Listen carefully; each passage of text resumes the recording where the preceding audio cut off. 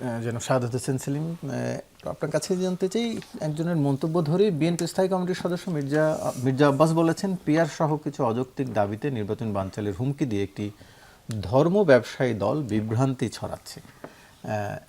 ধর্মকে ব্যবসা হিসাবে ব্যবহার করা হচ্ছে বলে তিনি মূলত জামাতকে ইঙ্গিত করেছেন। তবে আমরা দেখছি জামাতের সাথে এখন ইসলামী আন্দোলন সহ আরও কয়েকজন জোট করেছে। একটু আপনার কাছ থেকে জানতে চাই যে ধর্মকে ব্যবসা কি আসলে করছে দলগুলো বলে আপনি মনে করেন?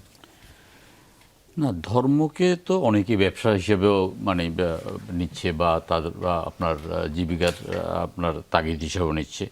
জামাত ইসলামের অসংখ্য ব্যবসায়িক প্রতিষ্ঠান আছে, ইসলামী ব্যাংক আছে, ইবনে সিনা আছে, এ ধরনের প্রচুর তাদের আপনার ব্যবসায়িক প্রতিষ্ঠান আছে। তারপর ধরেন আপনাদের ওয়াজ নসিহতের তো সময় শীতকালে এসে গেছে। তারপরে ধরেন ইসলামী আন্দোলন এমন কোনো হুজুর নেই যিনি আপনার বিনা পয়সায় গিয়ে সেখানে ওয়াচ করেন। ওনাদেরকে আপনার গাড়ি হেলিকপ্টারে নিতে হয়, তারপরে অ্যাডভান্স করতে হয় এবং ভালো ভালো খাবার দাবার দিতে হয়, তখন তারা ধর্মীয় কথাবার্তা বলে। এটা তো আছেই, সেটা ধর্মের ব্যবসা যদি বলি বা আপনার ধর্মকে আপনার ব্যবহার করা বলি, সেটাই হয়। আর ধর্মকে ইদানিং আমরা মুসলমান হিসাবে বা একটা মুসলিম প্রধান দেশ হিসাবে আমরা আমাদের ধর্মীয় অনুভূতি নিয়ে, আমরা আমাদের ইমান আকিদা নিয়ে আমরা আমাদের চলতে চাই, কিন্তু সেখানে আপনার ধর্মকে এখন একেবারে রাজনৈতিকভাবে ব্যবহার করা হচ্ছে এবং ইসলামকে ধর্মকে একদম রাজনীতির হাতিয়ার তৈরি করা হয়েছে। এখন ধরেন একটা অংশ বলছে যে যদি আপনার অমুক প্রতীকে ভোট দেওয়া না হয় তাহলে সে জাহান্নামে যাবে, বেহেশতে যাবে না। তো ধরেন ওই প্রতীকে তো আমাদের নবী রসুলরা ভোট দেন নাই, আপনার আমাদের খলিফারা ভোট দেন নাই, তাবেইনরা ভোট দেন নাই, পীর আউলিয়া ভোট দেন নাই, সুফি সাধকরা ভোট দেন নাই, অসংখ্য মানুষ ভোট দেন নাই। তারপরে ধরেন চরমনায় পীর ছাড়াও আরও বাংলাদেশের বহু পীর আছে, ওইসব পীরেরাও ধরেন না ওইসব হাত পাখায় অথবা আপনার দাড়িপাল্লায় ভোট দেন নাই। তো তারা সবাই যদি গণহারে দোযোগে যায় তাহলে তো একটা বিরাট সমস্যা আর কি। আর ওনারা একাই শুধু বেহেশতের টিকিট বিক্রি করবেন এবং এটা বাস্তব, এবং ওনারা সেইভাবেই কথা বলছেন, আপনার সেভাবেই কিন্তু প্রচারণাটা চালাচ্ছেন, মসজিদ কেন্দ্রিক প্রচারণাটা চালাচ্ছেন। আপনার প্রায় মসজিদের মধ্যে তারা আপনার তাদের নিজস্ব লোকদেরকে ইমাম হিসাবে নিয়োগ দিতে পেরেছেন, তারা সেখানে ধর্মের কথাটা বলছেন। তারপরে প্রত্যেকটা নামাজে জানা যায়, সেটা মুসলমান আপনার মহিলা হোক আর পুরুষ হোক, এবং সেখানে প্রাসঙ্গিক অপ্রাসঙ্গিক হোক, সেখানে গিয়ে তারা বক্তব্য রাখবেন এবং সেখানে তারা আপনার ওই জান্নাতের কথাই বলবেন, জান্নাতের টিকিটের কথা বলবেন। এটা ইদানিং আমরা খুব বেশি করে দেখতেছি।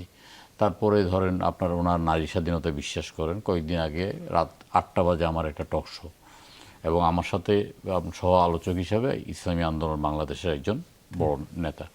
উনি 7টায় ফোন করে জিজ্ঞাসা করলেন আপনার প্রযোজককে যে আপনাদের উপস্থাপককে মহিলা না পুরুষ।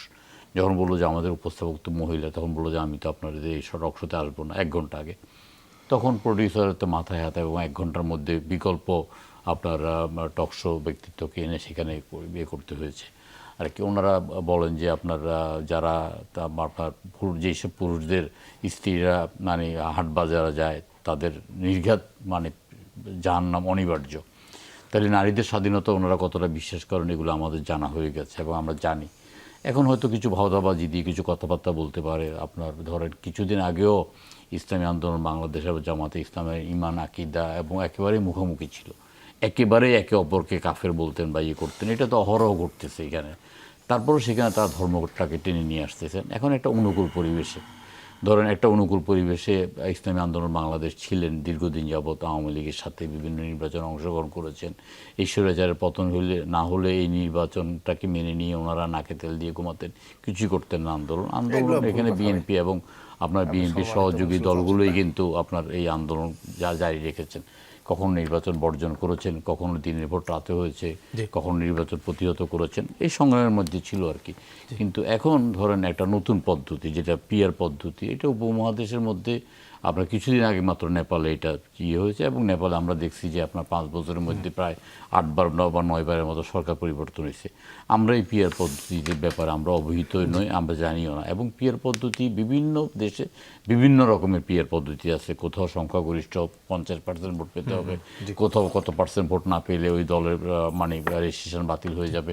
এবং যেসব জায়গায় পিয়ারের কথা ওনারা বলতেছেন, ওনারা সুইডেন, ডেনমার্ক, নরওয়ে সহ উন্নত বিশ্বের কথা বলতেছেন, যেখানে শতভাগ স্বীকৃত এবং 100 বছর গণতন্ত্রের ইতিহাস আছে, সেখানে দলের সংখ্যা কম।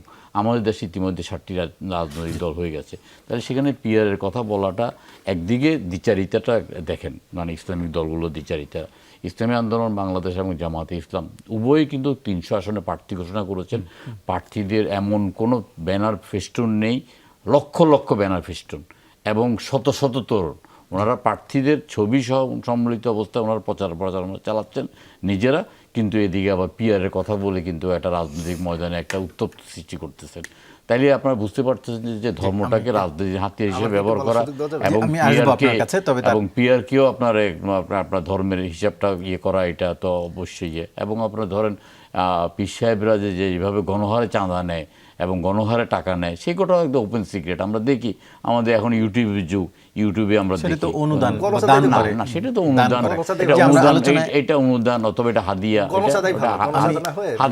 আমি আপনার কাছে আবার আলোচনায় আসছি।